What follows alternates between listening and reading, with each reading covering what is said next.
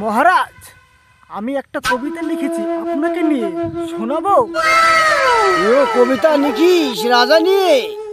বল দেখি কি লিখেছিস। তাহলে শুরু করি মহারাজ।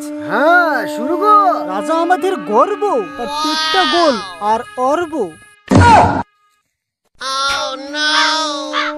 তো সরাসরি পেট নিয়ে আঘাত। তিনি হাঁটেন ধীরে ধীরে, মনে হয় জানো হাঁস শিয়ালের মিশ্রণে গিলে। এটা কি কবিতা না কষায়ের খতিয়ান? মহারাজ, আমি শুধু চেহারা দেখে অনুপ্রাণিত হয়েছি মহারাজ।